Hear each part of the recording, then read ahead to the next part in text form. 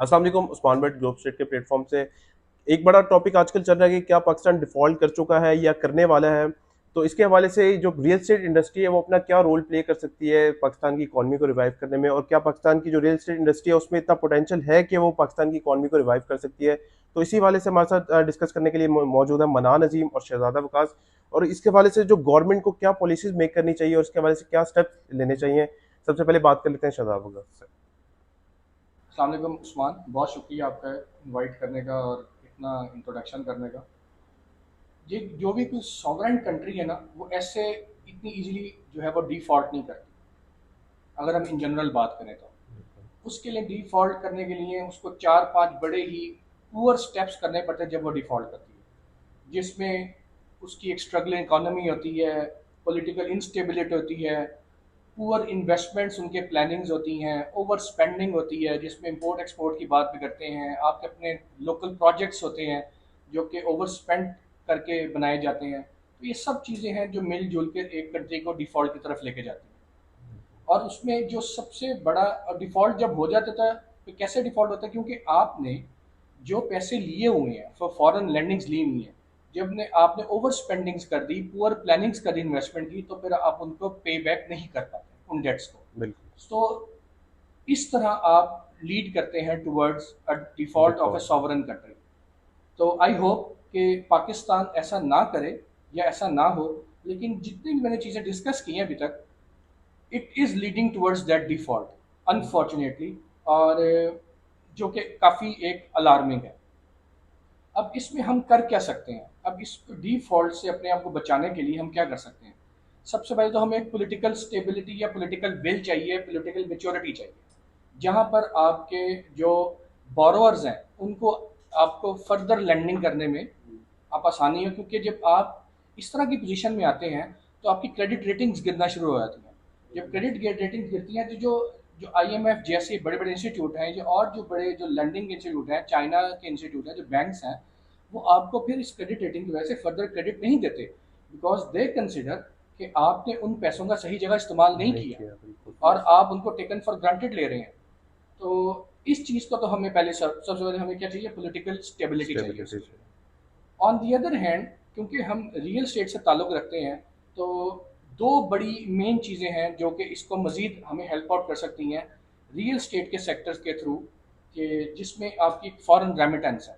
क्योंकि बिकॉज जब आपने लेंडिंग ली हुई है, तो आपने उसको लोकल अपनी करेंसी में पे बैक नहीं करना। बिल्कुल। आपने उसको पे बैक करना है उनकी ही फॉरेन करेंसी में ही। फॉर एग्जांपल, आपने 10 बिलियन डॉलर्स, 20 बिलियन डॉलर जो भी लिए, you need to pay back in terms of dollars as well. So local currency उसको सपोर्ट उस तरह नहीं कर सकती और वो उसको पे बैक नहीं कर सकती।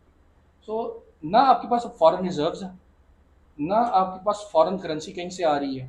इनफैक्ट जो करंट सिनेरियो है, इसमें और लिक्विडेट हो रही है, जिसकी वजह से आपके जो लैंडिंग्स हैं उन पे प्रेशर बढ़ता जा रहा है, बढ़ता बिल्कुल। डे बाई डे बढ़ता रहा है। सो द दो मेन सेगमेंट्स हैं जिससे हम फॉरेन इन्वेस्टमेंट्स को या फॉरेन करेंसी को इंड्यूस कर सकते हैं, फॉरेन लोगों को, अपने पाकिस्तानी एक्सपैट्स को इंड्यूस कर सकते हैं कि वो पाकिस्तान में पैसे भेजें। तो उसमें दो चीज़ें हैं। एक तो ये है कि हम रेमिटेंस बढ़ाएं, जैसे कि हमने पास्ट में देखा कि रेमिटेंस की एक बड़ी अच्छी ग्रोथ थी। सेकेंडली ये है कि हम अपनी एक्सपोर्ट्स को बढ़ाएं। एग्जैक्टली। एक्सपोर्ट्स को बढ़ाने के लिए जो हमारा इंफ्रास्ट्रक्चर है, वो किसी तरह सपोर्ट उस तरह नहीं कर पाता, और ना मैं कोई एक्सपोर्ट्स का इस तरह का एक्सपर्ट हूँ। बट यस, रियल स्टेट की जो इसके साथ इंटरलिंक है, वो रेमिटेंस है बहुत बड़ा। So exactly. गवर्नमेंट को इन चीज़ों को देखना पड़ेगा कि रेमिटेंस को बढ़ाने के लिए वो क्या ऐसा स्टेप्स लें जिसके ऊपर जो फॉरेन लोग हैं, वो हमारे पाकिस्तानी जो हैं, बड़ा वो उस पर। एक अच्छा पॉइंट आपने वैलिड रेज किया कि रेमिटेंसेस को इंक्रीज किया जाए गवर्नमेंट की तरफ से। तो आजकल के जिस तरह की अभी पाकिस्तान की सिचुएशन है, इकोनॉमिक क्राइसिस है, तो क्यों एक जो है ओवरसीज जो पाकिस्तान में है इस तरह की इकोनॉमी जो है स्पेंड करेगा, इसके हवाले से फरहान जी आपकी क्या अपनी ओपिनियन है? Thank you Usman. बिल्कुल आपने वैलिड पॉइंट रेज किया है कि इस तरह के हालात में कोई ओवरसीज इन्वेस्टर क्यों इधर पाकिस्तान में इन्वेस्ट करेगा, जबकि उधर उसके बड़े पैसे ग्रो कर रहे हैं डे बाय डे। तो सर इसके लिए सबसे पहले तो पॉलिसीज हैं जो कि आपको दोबारा से रिवाइव करनी पड़ेगी अपने पास्ट एक्सपीरियंसेस से। अब फॉर एग्जांपल 2021 की हम बात कर लेते हैं।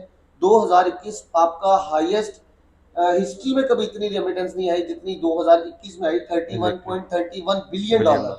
मैं इधर एक पॉइंट आपको बताता चलूं, आईएमएफ से आप अभी जो उसके रूल्स एंड रेगुलेशन पे इंप्लीमेंट कर रहे हैं वो सिर्फ 1.1 बिलियन डॉलर के लिए कर रहे हैं, जबकि 2021 की रेमिटेंसेस 31.31 बिलियन थी, ऑलमोस्ट 32 बिलियन।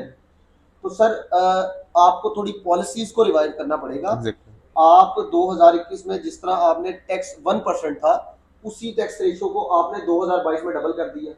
आपको वही टैक्स रेशो दोबारा, अच्छा इन सब हालात में 1% के साथ एफबीआर ने जीडीपी की जो उसे जो परसेंटेज उसकी रखी गई थी वो उसने अचीव की है, बल्कि अचीव से ऊपर गया है।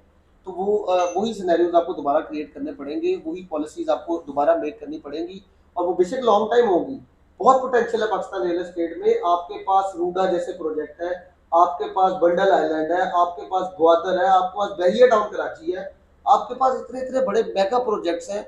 आप दुबई लेवल की बात कर रहे हैं, आप कितना आगे जा रहे हैं, और उसमें इन बिटवीन ऐसी पॉलिसीज जिसमें आप टैक्स को बहुत ज्यादा इंप्लीमेंट कर रहे हैं, इंडस्ट्रीज थी उन्हें आप दोबारा डिस्कस कर सकते हैं, उसमें चेंजिंग कर सकते हैं कुछ, लेकिन आपको दोबारा टैक्स वो रेट को देखना पड़ेगा, आपको पॉलिसीज को अपने थोड़ा बेहतर करना पड़ेगा, और आपको इस तरह की पॉलिसीज क्रिएट करनी पड़ेंगी कि ओवरसीज को अट्रैक्ट किया जा सके।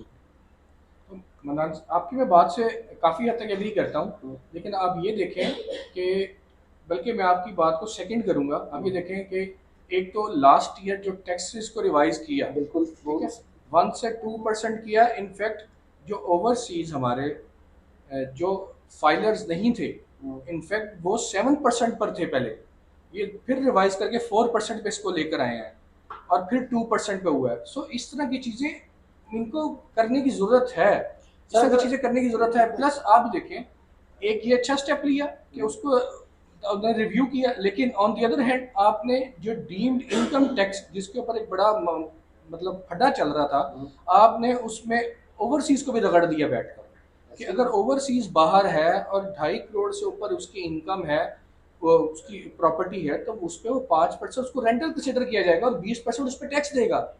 आप इमेजिन करें 20% टैक्स। एक तरफ हम कह रहे हैं कि ओवरसीज पाकिस्तान में इन्वेस्ट करें, वो ओवरसीज इन्वेस्ट करता है, आप उस पर उठा के 20% का टैक्स डाल देते हैं। सो इस तरह की पॉलिसीज कभी भी अट्रैक्ट नहीं करेंगे। इस तरह की पॉलिसी, जिस तरह आप टैक्स रेट को बढ़ा रहे हैं, इस तरह एफबीआर कभी भी अपना टारगेट अचीव नहीं कर पाएगा। टैक्स बढ़ाने से आप इस टारगेट को अचीव नहीं कर सकते, टैक्स कम करने से आप इस टारगेट को अचीव कर सकते हो, क्योंकि नंबर ऑफ ट्रांजैक्शंस मैटर करेगी, नंबर ऑफ ट्रांजैक्शंस आपको हेल्प करेगी, नंबर ऑफ टैक्स आपको कभी भी उसका रिटर्न नहीं देगा। हेल्प आउट नहीं एग्जैक्टली ये वो पॉलिसीज है जो कि आपको दोबारा रिवाइव करनी पड़ेगी। इसकी टर्की बहुत बड़ी एग्जांपल है। टर्की पे 2016 में जो हालात थे, उन्होंने अपनी पॉलिसीज को रिवाइव किया, उन्होंने रियल एस्टेट पॉलिसीज बनाई, सिटीजनशिप दी। माना पाकिस्तान की सिटीजनशिप नहीं उस तरह लोग वो करेंगे, लेकिन तुर्की वाली पॉलिसी को हम जो है वो इम्प्लीमेंट कर सकते हैं। हमने उन्होंने भी फॉरेन रिजर्व्स को बढ़ाने के लिए ओवरसीज इन्वेस्टर्स को अट्रैक्ट किया रियल एस्टेट पॉलिसीज बना के। तो सेम हम भी उस तरह की पॉलिसीज लॉन्ग टर्म बना सकते हैं, जिससे पाकिस्तान आने वाले टाइम में ये डिफॉल्ट वाले सिनेरियो से जो है ना, ये वाले सिनेरियो से काफी हम ऊपर की बात करेंगे। मनाना आपने बड़ी ना वो जो है ना ऐसी नब्ज छेड़ दी है जिससे बड़ी तकलीफ होगी। देखिए, टर्की की पॉलिसी आप अपना लें, टर्की जैसी विल, पॉलिटिकल विल, टर्की जैसे पॉलिटिकल फिगर्स, टर्की जैसी आवाम भी चाहिए साथ साथ। बिकॉज अब आप देखें, आपको कौन सा पॉलिटिकल फिगर है जिसके ऊपर कोई बंदा पैसे लगाने को तैयार हो जाएगा फौरन से पहले। सो यस, हमें ये, जैसे मैंने स्टार्ट में कहा, ये हमें अंदर से कुछ करना पड़ेगा।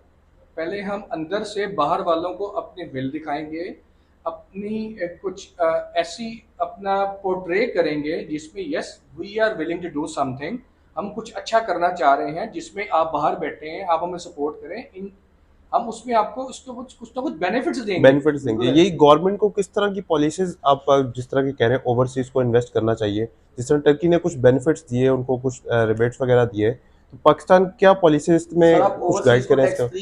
टैक्स फ्री करते हैं, आप टैक्स फ्री करते हैं, तो नॉमिनल सा टैक्स रखें, आप उसकी इवैल्यूएशन थोड़ी बेहतर कर ले, लेकिन इस तरह आपने फॉर एग्जांपल आप 1% को 2% पे लेकर जा रहे हैं, हम्म। हम फाइलर की इधर बात करेंगे ऑब्वियसली, तो 1% से जब आप 2% से लेकर जा रहे हैं तो वो बहुत बड़ा गैप आ जाता है। आप उसे 1% भी रखें, बल्कि आप ओवरसीज को उसमें, क्योंकि हमें तो इस टाइम और क्या उनको चाहिए, बेनिफिट्स देने चाहिए डॉलर्स चाहिए, क्योंकि डॉलर्स के। आपको फॉरेन रिजर्व बढ़ाने हैं। एग्जैक्टली। वो कैसे बढ़ेंगे, वो लोकल से तो नहीं बढ़ेंगे, हम्म। वो आपको ओवरसीज को अट्रैक्ट इसी तरह ही आप कर सकते हैं। आप उन्हें टैक्स रिलीफ दें, फॉरेन। आप उनको वो उसके टैक्स के बेनिफिट्स दें, कुछ ना कुछ जो भी आप दे सकते एग्जैक्टली। हैं। ये पॉलिसीज तो लाजमी बात है गवर्नमेंट लेवल पे ही ज्यादा बेहतर तक बनाई जा सकती है, लेकिन हम एक सजेशन दे सकते हैं कि आप प्रॉपर्टी को टैक्सेस फ्री करके या टैक्स उसका नॉमिनल करके ही आप अपने टारगेट अचीव कर सकते हैं रियल एस्टेट के, क्योंकि अकेली ये रियल एस्टेट को बाइंग सेलिंग वाली फील्ड नहीं है।